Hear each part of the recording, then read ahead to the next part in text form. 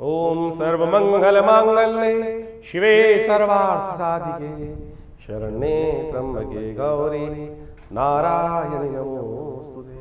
नीलांजनं समाभासं रविपुत्रं यमाग्रजं छायामार्तण्डसम्भूतं तं नमामि शनिश्चरं तं नमामि शनिश्चरम। नमस्कार, स्वागत है आपका आचार्य वाणी में। मैं आचार्य डॉक्टर विक्रमादित्य आपके साथ हूं और आज का विषय हमारा है तुला राशि।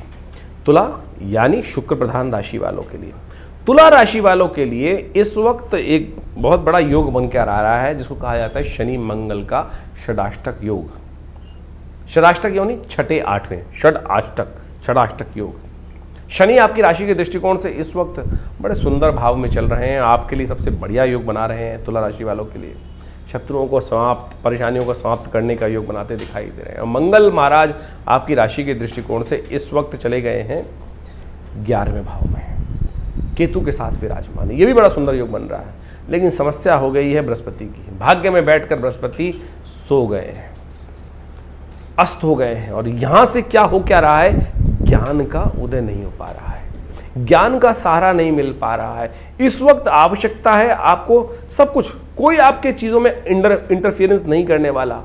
लेकिन भाग्य, तुला राशि वाले क्या होते हैं भाई, भाग्य के सपोर्ट होते हैं, न्याय के अनुसार से काम करने के योग बनाते हैं। तो इस वक्त भाग्य जो है वो कहीं ना कहीं सूर्य के कारण से वो लोप कर रहा है, भाग्य अपॉर्चुनिटीज से आपको दूर करता दिखाई दे रहा है। तो इस वक्त भाग्य को जगाने की जरूरत है।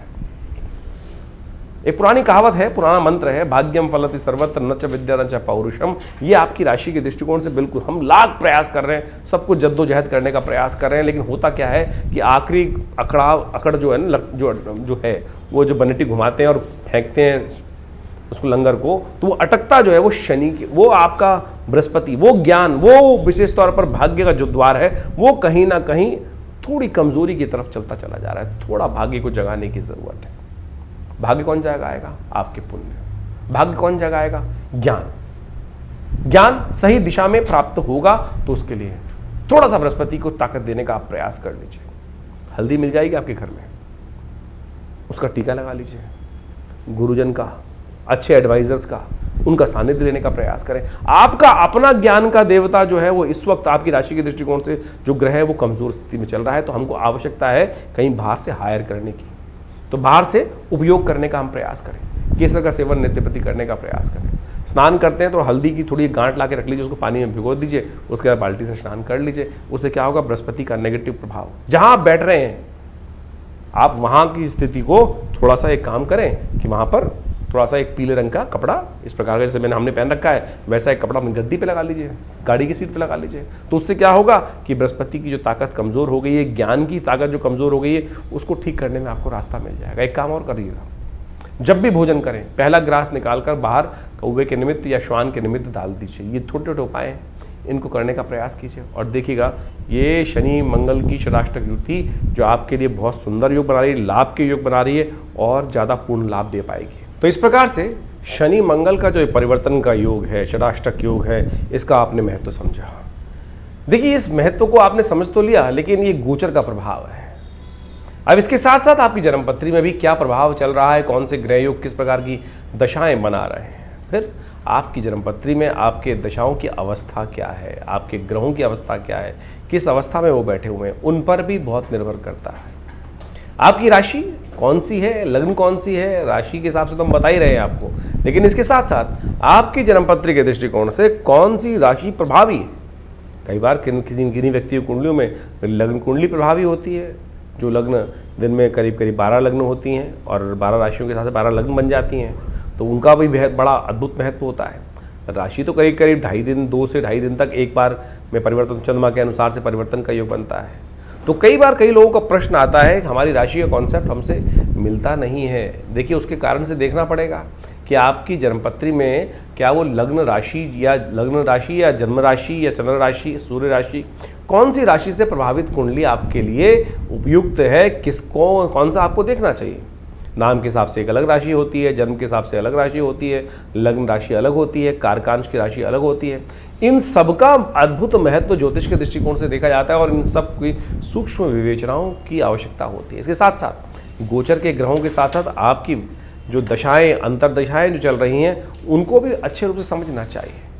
कई बार गोचर बहुत प्रभावी है और बहुत अद्भुत लाभ देने के योग बना रहा है, लेकिन अंतरदशा दशाएं बाकी सब ग्रहों की अवस्थाएं अंदर जो इंटरनल कुंडली में है वो ठीक है ही नहीं।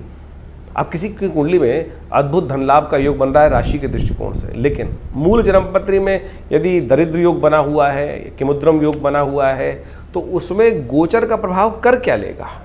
तो इसलिए गोचर के दृष्टिकोण से आपके साथ साथ बहुत सारे ज्योतिष के जो प्रभाव है उन सबको एक साथ अनुसंधान कर उनकी विवेचनाओं की आवश्यकता होती है और फिर उन जन्मपत्रियों के अनुसार से विवेचना कर कर प्रस्तुत किया जाए तो बिल्कुल चमत्कारिक प्रभाव उपस्थित होता है। उपाय भी बड़े ज़बरदस्त हैं। बहुत सारे लोगों का तथाकथित तौर पर कहना है कि भाई कौन से उपाय किए जाएँ, कितने दिन उपाय किए जाए, कितनी संख्या में उपाय किए जाए। देखिए, जीवन जो है वो कर्म का खेल है, सुख दुख जो है वो कर्म के खेल माने जाते हैं। जितने दुष्कर्म होंगे उतना दुख ज़्यादा होगा, जितने शुभ कर्म होंगे उतना सुख ज़्यादा होगा। जब आपके जीवन में शुभ करने के बावजूद भी कहीं ना कहीं दुख डेरा डाले हुए हैं तो समझ लीजिए अभी दूसरे पलड़े में, तराजू के दो पलड़े होते हैं ना, एक में जो शुभ कर्म का आप आहुतियाँ दे रहे हो वो कम है, दूसरे में पता नहीं कितना भार पड़ा है। ज्योतिष की जन्मपत्री के माध्यम से हम उस प्रभाव को जान सकते हैं कि कितना आवश्यकता है। हमारे पूर्व जन्मकृत कर्म के अनुसार से कौन सी दशाएं अंतरदशाएं चल रही हैं, किस प्रकार का प्रभाव बना रही हैं, कैसा ग्रहों का योगा योग है। जन्मपत्री आपकी बैलेंस शीट है, आपके कर्मों का लेखा जोखा है, जो आपको वास्तविक तौर पर समझाती है कि हमारे पूर्व अर्जित कर्म किस प्रकार के रहे और उसका लेखा जोखा जो हमको प्रस्तुत लेकर हम आए हैं इस जन्म में, उसका प्रभाव किस प्रकार से होने वाला है और सुख प्राप्त करने के लिए कैसे उन जो दुष्कर्म है उनको समाप्त करने के लिए कौन से कार्य करने हैं हमको। आप सपोज जन्मपत्री दिखाने एक व्यक्ति आया है मेरे पास, बहुत सारे लोग जन्मपत्री दिखाने आते ही रहते हैं। हमने एक हमारे आश्रम के पास ही एक व्यक्ति रहता था, उसकी जन्मपत्री थी, जन्मपत्री देखी और जन्मपत्री में एक उपाय बताया कि एक काम करो, तुम हनुमान जी को चूल्हा चढ़ाने आया करो। आप सत्य माने और बिल्कुल शुद्ध रूप से 1 महीना ही चूल्हा उसने मंदिर में आके चढ़ाया होगा हनुमान जी को, और घर चलकर वो रिश्ता भगवती की कृपा से, भगवान की कृपा से उनके जीवन में आ गया। और कई लोग ऐसे होते हैं कि 1-2 बार चढ़ाने के बाद ही पूछ लें गुरुजी कब तक चढ़ाना है। तुलसी बाबा ने कहा है ना, कन का मन का छोड़कर मन का फेर। श्रद्धा, विश्वास, समर्पण भाव से यदि 1-2 बार भी कर लोगे ना तब भी वो अद्भुत रूप से लाभ दे देगा। समर्पण भाव परमात्मा की, जब तक तू न कृपा करे तब तक मैं तेरे द्वार पर बैठा हूं, ये भाव कर कर हम यदि उपाय करें तब तो वो लाभ देगा। लेकिन हमारी स्थिति क्या होती है, मंत्र जब कर रहे होते हैं हम बार बार उठा के माला देखते हैं, एक हुआ, कितनी हो गई, अभी कितनी जब भी रह गई अभी, तो फिर तो मन का प्रभाव जो है वो उस परमात्मा के श्री चरणों की तरफ नहीं है, वो केवल मनकों के प्रति है। जैसे आजकल बहुत सारे लोग राम नाम जप कर रहे होते हैं, एक जगह हम पहुँचे तो वहाँ मंत्र जप कर रहे थे, राम नाम 1, राम नाम 2, राम नाम 3, राम नाम 4। हमने कहा भाई ये 4 1 तो इसकी वजह राम राम राम राम राम राम राम राम राम ऐसे ही कर लो ना, तो संख्या बल क्यों लेके चल रहे हो। तो आप श्रद्धा के साथ इन उपायों के महत्व को समझने का हमको प्रयास करना चाहिए। बिल्कुल अद्भुत रूप से कार्य करते हैं। हमारा अनुभव ऐसा है, हज़ारों लोग हमारे साथ जुड़े हुए हैं और उन सबके जीवन में चल रही घटनाओं को देखकर इस जन्मपत्री के योगा योगों का प्रभाव हम उनको बताते हैं और बिल्कुल प्रत्यक्ष रूप से परिवर्तन आने के योग बनते हैं। लेकिन परिवर्तन आपकी अपनी मेहनत, आपके अपने कर्मों के अनुसार से आएंगे, परमात्मा की कृपा से आएंगे। तो इसलिए इस संसार में हम दुख झेलने के लिए नहीं आए, इन सरमार पे बड़ी मुश्किल से बड़े भाग्य मानुष तन पावा। इसलिए इस ज्योतिष विज्ञान के माध्यम से हम समझें कि आने वाला समय हमें कहाँ अच्छे कार्य करने की तरफ प्रेरित कर रहा है, कौन से कष्ट आने के योग बन रहे हैं, कैसे उनसे उन कष्टों के प्रति हम निवृत्त होकर अपने को रक्षा कवच के अंदर ले जा सकें। वो प्रभाव ज्योतिष के द्वारा हम अच्छे से अपने जीवन में उपस्थित कर सकते हैं। नहीं तो ढैया, साढ़े साती, कभी कुछ और महादशाएं, कभी राहु की, कभी शनि की, ये सब चलती रहेंगी। लेकिन बहुत सारे लोग जीवन में सुख प्राप्त करने के योग बना लेते हैं और बहुत सारे जीवन में कष्टों, हजारों लोगों को कष्ट हो रहा है लेकिन कुछ लोगों को फिर भी सुख प्राप्त करने के योग बन जाते हैं। तो आप समझें ये सारा कर्मों का खेल है। कर्म सुधारने का हमको प्रयास करना चाहिए। ज्योतिष के विज्ञान के माध्यम से हमको कर्म सुधारने का रास्ता ही प्राप्त होता है।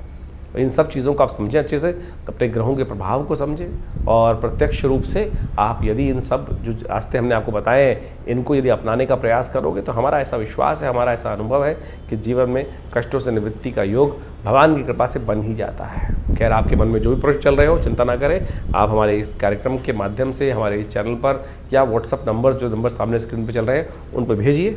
इसके बाद भी रविवार को आश्रम में बहुत सारे कार्यक्रम समय समय पर चलते ही रहते हैं। हर महीने के पहले रविवार पर हमने एक समागम की व्यवस्था कर रखी है आश्रम में। जो लोग भी उस कार्यक्रम में सुबह 8 बजे से लेकर 10 बजे तक आते हैं, उनके प्रश्न एक आध दो जो प्रश्न होते हैं उनका अवश्य हमारी तरफ से निदान उसी समय पर देने की व्यवस्था रहती है। तो आप कोशिश ये करें, विवेकानंद योगाश्रम में इन समस्त जो कार्यक्रम है आपको समय समय पर हम आमंत्रित करते रहते हैं, उन सब का लाभ लीजिए, जुड़िए। देखिए माँ भगवती का सुंदर श्री विग्रह जो आश्रम पर विराजमान है, उनके सानिध्य में आकर किस प्रकार से उनके प्रभाव से हम अपने जीवन को कष्टों को दूर हजारों लोगों ने किया है, आप भी करें। स्वागत है आपका। नमस्कार।